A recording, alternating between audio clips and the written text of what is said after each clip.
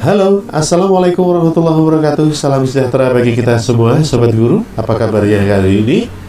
Harus lebih baik tentunya ya dari hari kemarin. Tetap di channel kesayangan kita, yaitu channel Fadilatul Khotimah, dan bersama saya, Eko Purwanto. Kali ini kita akan melanjutkan pembahasan latihan soal tryout bidang studi BGSD paket yang kedua. Kali ini di bagian yang kedua. Jangan kemana-mana ya, kita akan segera menuju ke pembahasannya. Check it out.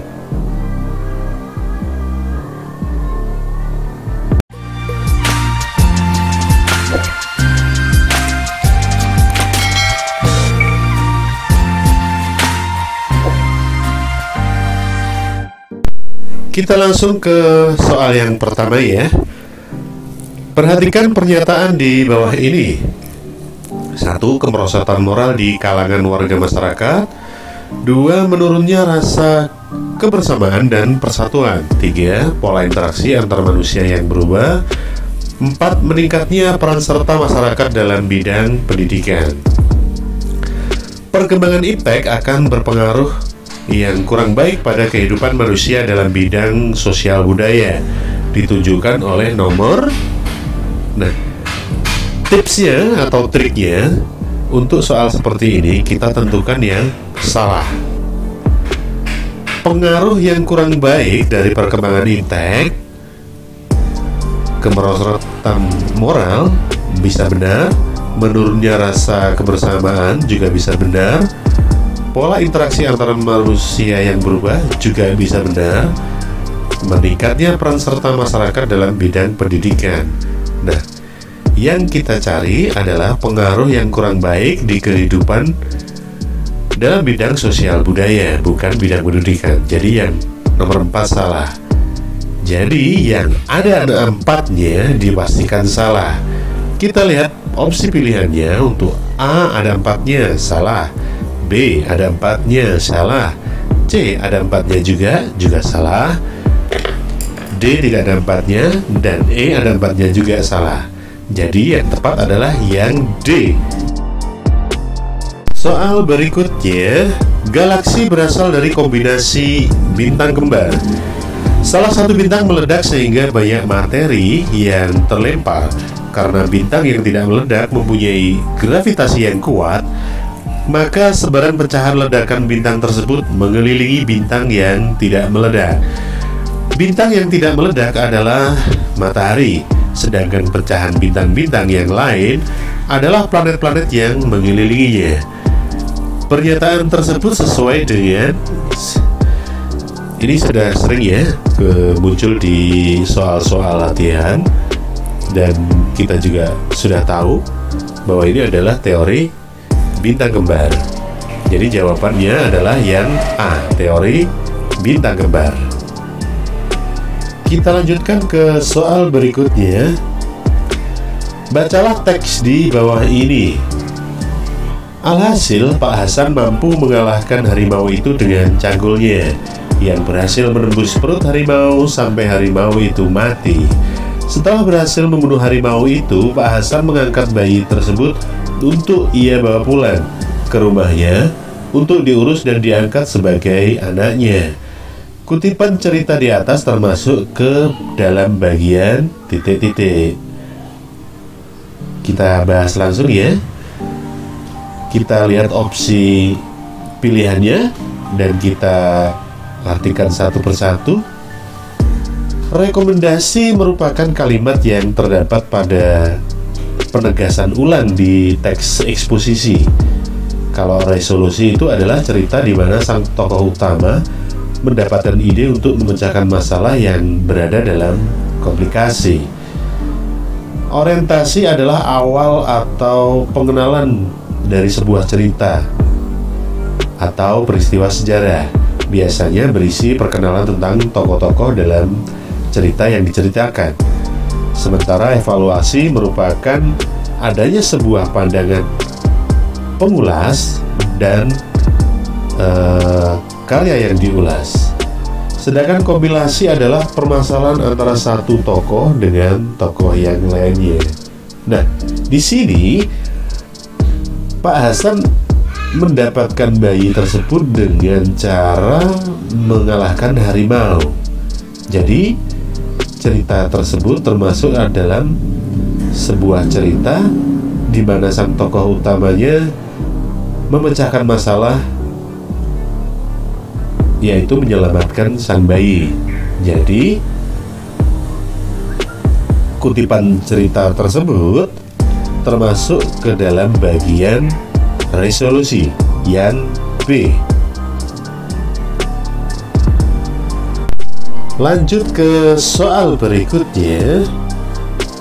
Salah satu corak kehidupan di masyarakat yang mencerminkan upaya menjaga keutuhan NKRI adalah A. Kerja bakti di masyarakat, B. Bekerja dengan sungguh-sungguh, C. Bertengkar dengan tangga, D. Secara mandiri membangun masjid, dan E. Mengajar dengan tertib dan disiplin. Di sini yang diminta adalah upaya menjaga keutuhan NKRI yang merupakan corak kehidupan di masyarakat. Jadi dari opsi-opsi tersebut kita pilih yang bersifat kegiatan yang bersama-sama dan positif. Yang A. Kerja bakti di masyarakat, bersama-sama dan positif. Bekerja dengan sungguh-sungguh, tidak dilakukan bersama-sama, secara individual. C. Bertengkar dengan tetangga, jelas pasti salah. D. Secara mandiri membangun masjid, mandiri, tidak bersama-sama. E. Mengajar dengan tertib dan disiplin, juga individu. Jadi yang kegiatan bersama-sama yang bersifat positif hanya yang A. Soal berikutnya, bacalah kalimat berikut. Urutan kalimat yang tepat sehingga membentuk teks cerita sejarah yang runtut adalah, kita langsung saja ya, jawabannya yang benar adalah yang C. Urutannya adalah 4, 1, 2, 5, 3. Saya bacakan sehingga membentuk sebuah teks cerita sejarah. Combo Plan yang termasuk pada 1950 dimaksudkan untuk meningkatkan kerjasama ekonomi di Asia Selatan dan Asia Tenggara. Akan tetapi keanggotaannya tidak berasal dari suatu kawasan tertentu dan operasinya bersifat bilateral, sehingga tidak sepenuhnya mencerminkan kerjasama regional. Walaupun demikian, keberadaannya bermanfaat untuk memberikan dorongan pentingnya kerjasama regional Asia Tenggara dan dalam pertemuan konsultatif di Asia Union PQ Filipina. Pertemuan dimaksudkan agar suara Asia lebih didengar di PBB dan mendorong kerjasama di bidang ekonomi dan sosial antar negara di Asia. Namun, gagasan tersebut tidak berlanjut. Ke soal berikutnya ya. Pengetahuan dipresentasikan dalam bentuk tertentu. Kemampuan guru dalam merencanakan dan melaksanakan pembelajaran yang sesuai dengan perkembangan intelektual peserta didik sangat menentukan untuk dapat tidaknya suatu konsep dipelajari dan dipahami peserta didik. Menurut Breuer, termasuk pada tahapan belajar yang kita tahu 3 teori belajar Breuer, yaitu enaktif, simbolik, dan ikonik. Namun di sini yang ditanyakan adalah kemampuan gurunya. Jadi untuk enaktif, simbolik, dan ikonik sudah dipastikan salah. Nah, kemampuan guru untuk merencanakan dan melaksanakan pembelajaran yang sesuai dengan perkembangan intelektual peserta didik itu tergantung dari intuisi sang guru. Jadi jawaban yang benar yang B, intuitif. Kita lanjut ke soal berikutnya. Contoh penerapan teori behavioristik yang dilakukan oleh guru saat ini dalam media digital dalam praktik pembelajaran adalah PowerPoint dan multimedia, B. PowerPoint dan Microsoft Word, C. Internet dan media Zoom, D. Internet dan PowerPoint, E. Google dan YouTube. Teori behavioristik adalah suatu teori yang mempelajari tingkah laku manusia dengan menggunakan metode objektif mekanik materialistik sehingga perubahan tingkah laku seseorang dapat dilakukan melalui upaya pengkondisian.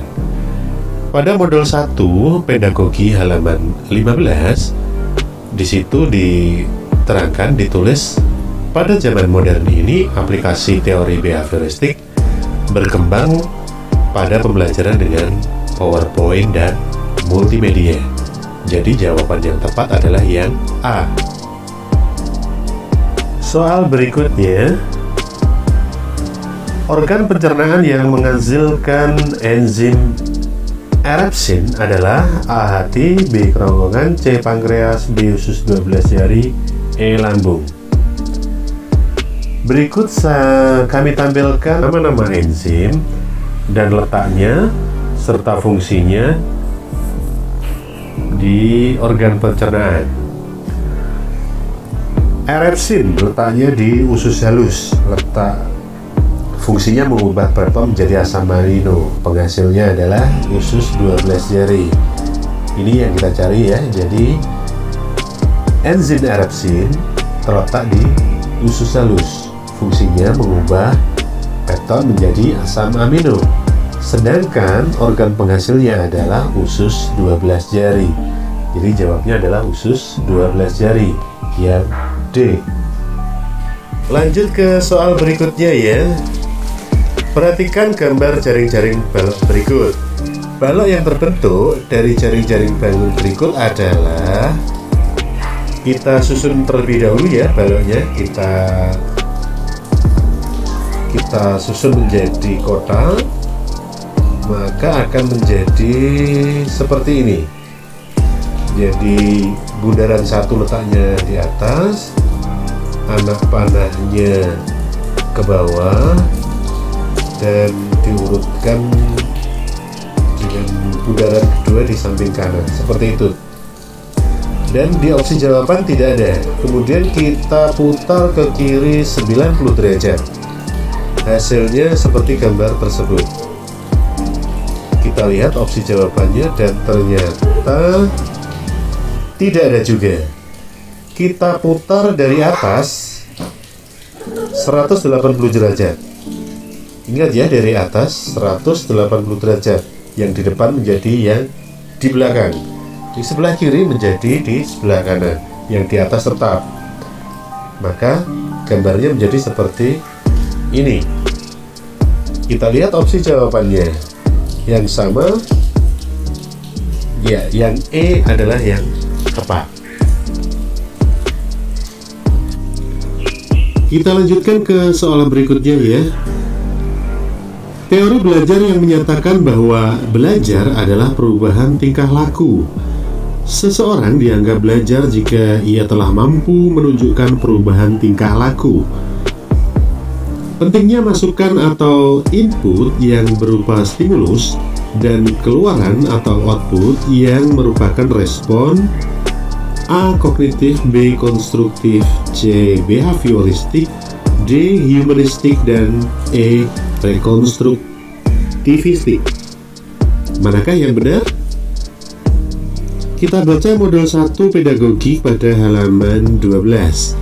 Di situ dituliskan bahwa behavioristik memandang bahwa belajar merupakan perubahan tingkah laku sebagai akibat dari adanya interaksi antara stimulus dan respon, sehingga dapat kita pahami bahwa belajar merupakan bentuk dari suatu perubahan yang dialami peserta didik dalam hal kemampuannya untuk bertingkah laku dengan cara yang baru sesuai hasil interaksi antara stimulus dan respon. Jadi jawabannya adalah behavioristik, yaitu yang C.